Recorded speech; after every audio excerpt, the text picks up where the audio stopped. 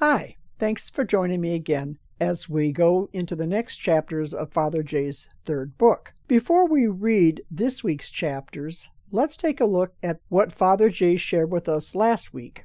In the previous chapters, we learned that any changes that Father J tried to make, at least initially at Holy Trinity, were met with quite a bit of resistance.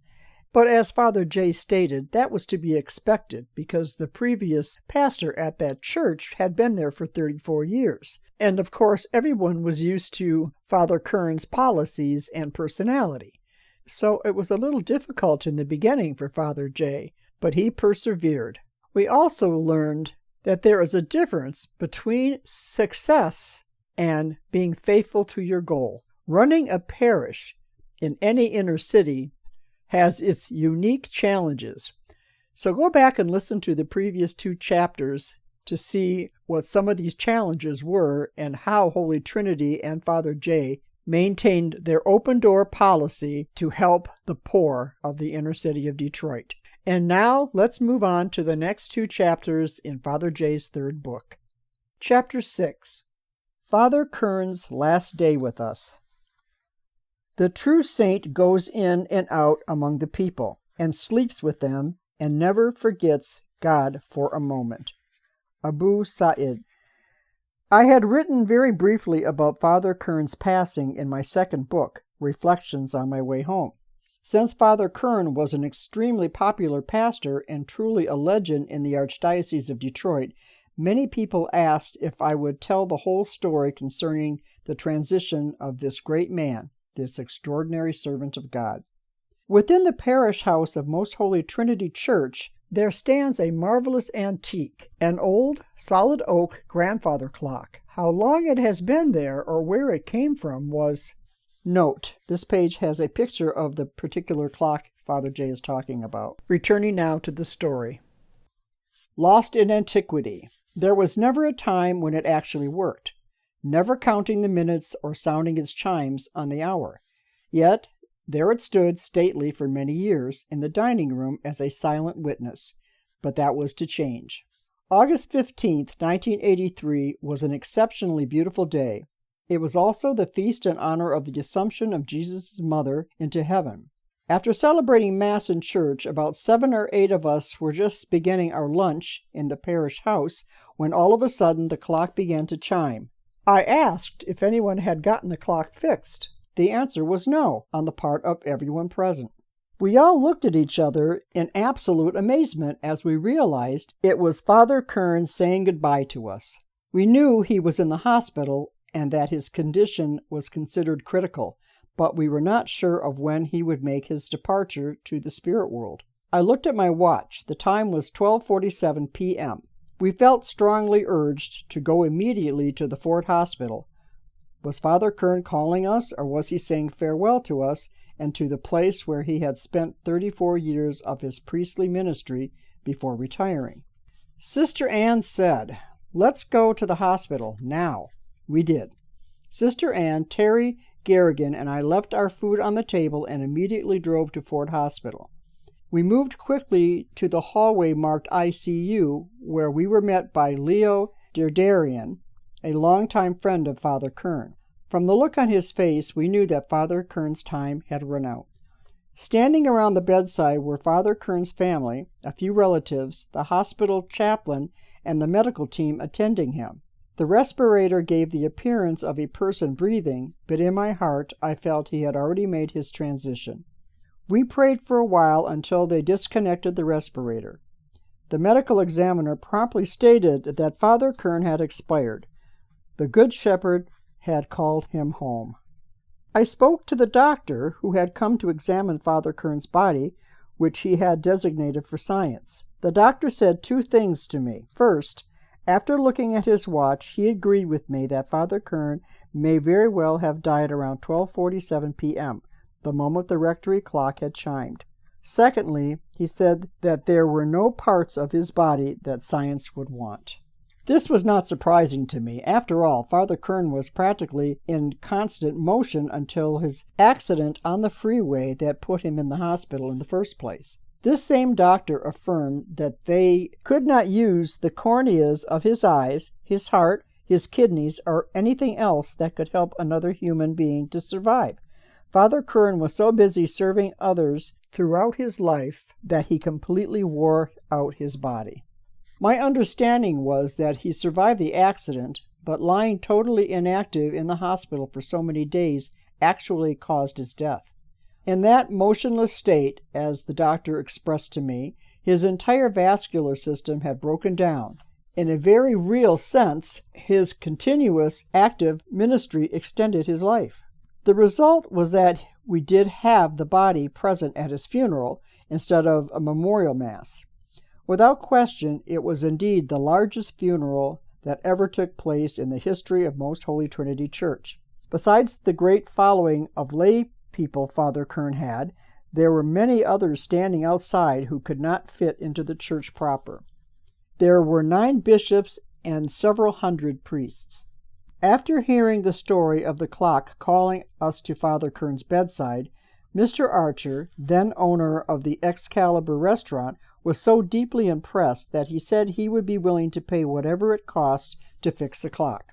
James Picard, a specialist in repairing grandfather clocks, was hired to do the job. He made some very interesting statements to us. He maintained that it was absolutely impossible for the clock to work and still more impossible for the clock to chime off the hour. He presented us with clear evidence. There were no parts in the clock to make it function. Also, it was built only to chime on the hour. Besides, those parts were also broken. After spending a great deal of time putting the clock together with new parts, it now faithfully ticks away and chimes the hours. The whole incident of being witness to a miraculous farewell by the spirit of Father Kern has still left us all in a state of wonderment. Every person present and still living will testify to this surprising but awe-inspiring experience. Chapter 7. Shades of Damon Runyan. When man is all wrapped up in himself, he makes a pretty small package. John Ruskin. Sometimes silence is not golden, just yellow. Anonymous. I also learned a lot about fundraising. Generosity was often found in the most awkward places. As I became more familiar with the kind of people who were instrumental in keeping Father Kern's wallet filled from day to day, along with the support and fellowship he needed to meet parish expenses, I kept telling myself that some of these characters came right out of a Damon Runyan story. Guys and Dolls by Runyan was one of my favorite stage plays and movie. Characters played by Frank Sinatra and Marlon Brando are real city people. So were Father Kern and some of his friends. Leo Derderian was the owner of the Anchor Bar, where politicians, television, radio, and newspaper celebrities, governors, priests, and the like gather often. And we cannot overlook Chicky Sherman, a bookie, or Maxie Silk, who ran a deli where the gang, including myself, were often seen having breakfast. These personalities could have starred in any of Runyan's stories. They were a classic, and there were many more. Out of such a group originated the famous Shakedown Society, in which undue pressure would be put upon Leo's clients to donate to Father Kern's work with the poor. They actually passed the basket in the bar, just like in church. It worked. I am sure that some of the men sitting at the bar, after a few drinks, did not know how much they generously donated to the open-door policy of the church down the street, which they never attended. Chicky enjoyed shaking down the pockets of his clients as well. You might label their work serving with force. I, too, spent many hours at Leo's Anchor Bar, being treated to the best hamburgers in town. I met practically every one of those customers who were urged strongly to donate to the work of Holy Trinity. Not one of them regretted for a moment that they donated, sober or otherwise. After Father Kern was called to heaven in 1983, I worked more closely with Max Silk. Max fit well into our kind of thinking and believing. He was Jewish, but having an open mind, he had many Christian friends. Most of his clients were Gentile Christians, like myself. Did that matter? Not in the least. Max attended our celebrations at Holy Trinity, even our religious ones. He would bring green beer and braided bread on St. Patrick's Day. He even attended the Mass on that day. An interesting thing happened when Max turned 80 years old. He arranged to receive the Bar Mitzvah ceremony that I thought was reserved only for a young Jewish lad. In attendance at the temple was a full congregation, about 1/3 Jewish and about 2/3 Gentiles. I enjoyed the whole thing, especially when the rabbi asked Max why he did not receive the Bar Mitzvah when he was a young man. Max responded, a little red-faced, "Rabbi, when I was a young man, I was in jail." A member of the Purple Gang. The entire congregation burst out in laughter. We had another big laugh when Max sang certain scriptures in Hebrew. His pronunciation we were not sure of, but there was no mistake that he did not carry a tune very well. It didn't matter. We loved him, and nothing could change that. In the process of keeping such company and being strongly influenced by them, I was eventually labeled the Lebanese Leprechaun by Neil Shine, making me a qualified candidate for the inner city way of life. I could in no way fill the shoes of Father Kern, nor could anyone else, but I do believe, in at least some small measure, I became part of the downtown Runyan gang. Also, honorable mention as Runyan characters may include Sister Ann Currier, a street-smart pastoral minister who has worked more than 2 generations at Holy Trinity, and Sister Annette Zippel, a tireless and dedicated social worker for many years. With an overabundance of work to be done with those who pass through our doors each day, I must include, of course, Jerez Jackson. She was a knowledgeable, experienced, tough, but very compassionate counselor who helped me maintain my sanity. She knew all the fine points of counseling in the inner city, where there were rarely 2 cases alike. She was always in contact with other programs that were similar to the work at Holy Trinity or complementary to our work. With her daily help, we kept up with the best counseling and service agencies. She was truly a special blessing to our social programs. The succeeding pastors, Father John Noland, Tom Sutherland, and Russ Kohler, the present pastor of Holy Trinity, have all made their unique and personal contributions to the history of Holy Trinity. Sister Ann has covered every street in the neighborhood on foot and knew every family personally, and more likely than not, helped all of them at one time or another. I was astonished at the amount of time she spent in the homes and in the hospitals caring for the sick, preparing them for the pastor's role in performing the anointing of the sick and other sacraments. She did this many times. Sister Ann was fearless. Some homes were thoroughly infested with vermin, roaches, mice, and horrific odors.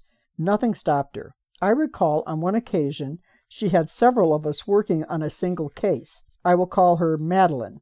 Madeline was a character from a storybook. She always wore a heavy overcoat and a hat with a wide brim whenever she walked over to the parish house. She just lived 1 block away. It was quite surprising to see her practically wearing everything she owned, even in the middle of summer during a note. There are 2 images on this page. One is Father J anointing the sick, and the other one is Madeline. Returning to the story. Heat wave, she would still be wearing her overcoat and hat. When she became ill, everything changed. We did not see her for a long time. Sister Ann informed us how terrible were her living conditions. She had us all working together cleaning out Madeline's apartment. What we witnessed was difficult to believe. The moment we opened the door, the odor practically made it impossible to breathe. It was necessary to hold our breath each time we entered.